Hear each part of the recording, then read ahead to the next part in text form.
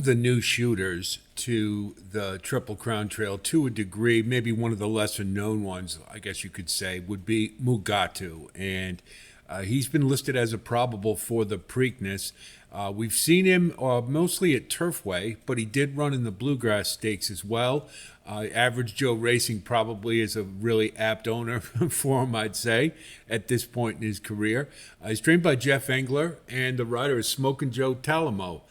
You can see he's only got one win, but he has raced quite a bit. He's right up there with Just Steel in amount of races leading up to the Preakness. You can see he had a fifth in the Bluegrass Stakes, closing into that pretty hot pace. Eighth in the Rushaway, and fourth in the Battaglia Memorial, and those two were both on synthetic. So we take a look at the pedigree, and we'll go a little deeper into Mugatu since he's kind of an unknown to us. You look up at the dosage profile, and you'll see he doesn't have any brilliant speed influences. It's mostly intermediate in classic. In fact, that's all it is. And it does come out at a 3 dosage index, which, as we know, these numbers aren't quite as vital as they used to be, and they're just not as accurate because they don't keep track of the chefs to race. I'm sorry to be a broken record, but I'm just thinking about new listeners, new viewers. You see the genetic strength value is pretty good, 52.2, and he's by Blofeld. For those of you James Bond fans would remember him from way back and most recently, I guess. And he's on the Quality Road, elusive quality line that, of course, has produced Quality Road and Smarty Jones. Pretty good line. Quality Road was generally about 1.125 was his best distance. Anything past that, he had a little bit of a problem. Blofeld did win the Gulfstream Park Handicap at 4 years old, and I believe that was a 1.125 race. And so he does have some two-turn experience. It's really interesting here in that Blofeld has only bred to Union Rags mares, to Union Way. They're kind of like, some of you may know that Manowar was the product of Fair Play and a mare named Mahuba. Or a dam, rather. And they called her Mrs. Fairplay because she only bred to Fairplay. And this is kind of the same situation. Union Way is only bred to Blofeld. We look down at her profile, and it is interesting to note that even though she is by Union Rags, who's a big-time stamina influence, her conduit mare profile favors a little bit towards speed. So it's kind of interesting. Union Way was pretty lightly raced, and so it's kind of hard to get a beat on her as far as her performance goes. But anyway, I think he's probably got enough for 1.316. Being a closer, I think he'll be fine. We take a look here. One of the things that I like to do on occasion, and this is the line breeding. And these are all the influences for Mugatu. And I thought this might be an added little extra thing because sometimes it gives you a clue about the horse and what kind of quality and also what kind of class they're at, distance-wise particularly. And you see Northern Dancer, he's been bred to the most, or he has the highest percentage of blood, I should say, 13.28%. So that's a pretty good horse to have the highest quality of blood to. And you see some other stamina, Gone West, Nijinsky, Native Dancer, and Niarco, and so, of course, Secretariat. So some pretty good relatives he's been bred to. You see Niarco 20 times. That's no surprise. He's in everybody's bloodline. But his most common, the biggest percentage of blood he has is Northern Dancer. So I think 1.316 he's going to be okay at. We look at Blofeld's get, and we see that, there's some black type in here, but not any real bold black type. So he's been kind of an okay sire. Crabs and Beer is one I remember in particular having seen run. And I believe he was a dirt horse. And I did see him, I think, at Pimlico a couple of times. And he's a two-turn horse. So maybe, and he did win there and perform well. So who knows? Maybe that's a precursor. So maybe a little bit of precedent for him to like Pimlico. So we look at the get, and you can see Blofeld has been Oh, I apologize. She did breed to somebody other than Blofeld, Midnight Storm. But from the get, there's not. Game Stonks is the one that rung a bell with me. I believe this one ran in New York, and it was in a one of the Philly preps, perhaps. I can't remember exactly the race, but it was a couple years ago, and was kind of a throwout right away. And you see, well, it did have 3 wins in the 7 starts, only earned about 85,000. So you look at the get overall, and I don't know that we get really any type of indication from that. It looks to me so far that Mugatu probably would be the best of the group. So we look at the Equibase, and you can see that Game Stonks or Mugatu, sorry, has run quite a bit. And I will say there's one thing that I do kind of like. And if you look from the maiden special weight from the first start, he steadily got better with every start for 5 straight until he finally won. So he's a slow learner. But then look again, after he broke his maiden, finished 4th against winners for the first time, but not a very good speed figure. But take a look. They get progressively better just about every start, and culminating with his best figure to date in the Bluegrass Stakes. Now, we do know that he had some pace to run to in that race, and we also know that races at Turfway can favor late runners, particularly around 2 turns. So maybe he's had some scenarios that have been favorable to him, but you can't deny the fact that his numbers are getting progressively better. So I think from that perspective, this is a horse maybe we want to keep an eye on. We're certainly going to have to dig a little deeper with him when we take a look at the PPs. But this is one that, it'll depend what kind of race shape we get, what kind of pace scenario. But you always want to see these improving horses come in. And there's no doubt we're going to get some big odds on Mugatu. So maybe we ought to pay attention. So now what we're going to do, we're going to take a look at the Battaglia, the Rushaway, and the Bluegrass Stakes, and we'll see if we can get some insight towards Mugatu. Take a look at the John Battaglia Memorial at Turfway, and this was on synthetic surface, as we know. And Mugatu is right here, as you follow the icon, in the 11 hole. For the Saturday feature. And there they go in the 42nd run. He seems a little slow to get going, but he's a late runner, so that's to be expected. Is Blue-Eyed George with Bolt at Midnight. Fidget is there, and Epic Ride pace aplenty through the early stages. Here's Encino. He'll get a nice tracking trip in the 5th position. Looks like he's going to get to save a little bit of ground despite that outside. And this is a pretty good race. You know, we had Epic Ride and Encino, of course. Sadly, we didn't get to see him in the Derby.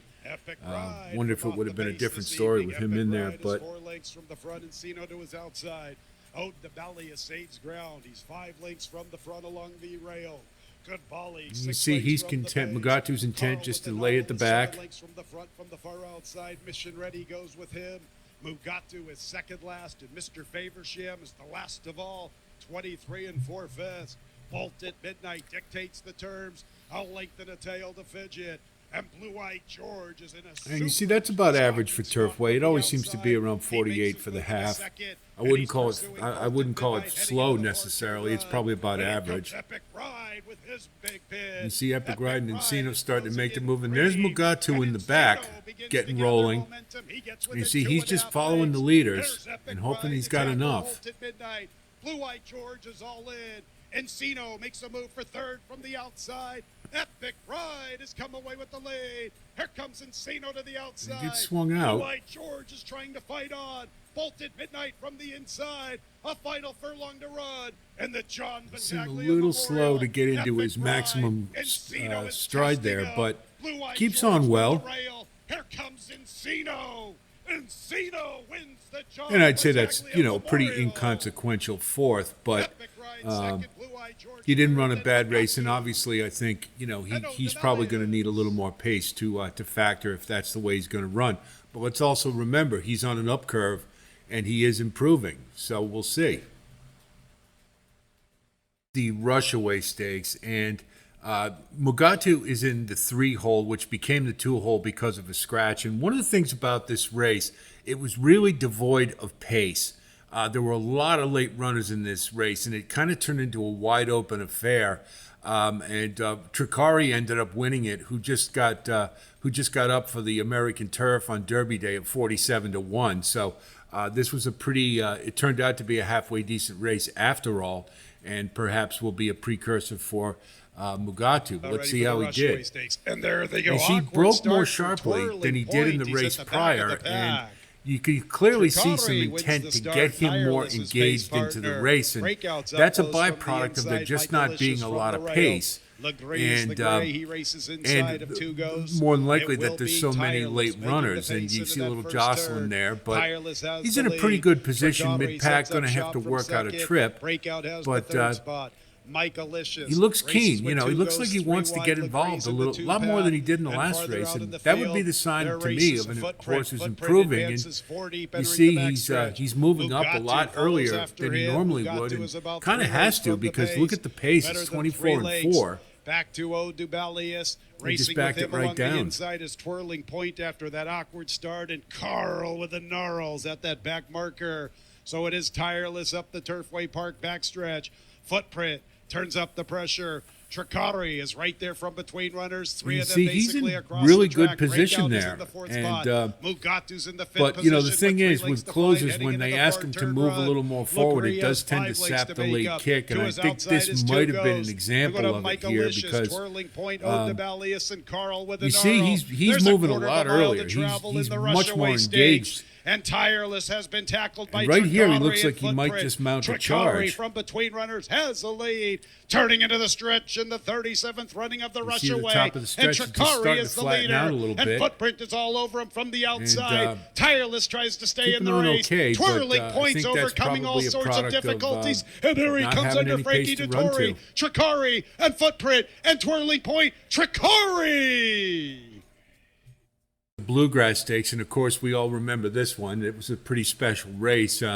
Mugatu's performance might have been a little overlooked, obviously, because of some of the major players, but he is in this race, and he is in the 9-hole towards the outside, and he did have some pace to run to, so let's see if that made a difference. And they're off in the Toyota Bluegrass. There goes Top Connor out for the early lead. Top Connor right out of the gate and right to the front, just a touch, moves up toward the outside to press the issue now in second. Dornock away third. Good Money is in fourth position. Epic Ride is a wide fifth. BU is away running in sixth. Sees the Gray between horses seventh. Lat Long a bit wide around the first turn, 3 lanes off the rail in eighth. Sierra Leone is in ninth position. Mugatu is last of the 10. Top Connor is the leader. Top Connor on top by 3/4 of a length, headed on to the back stretch. Just a touch goes second, just off his flank in 23.15 seconds for the opening quarter. In the last couple.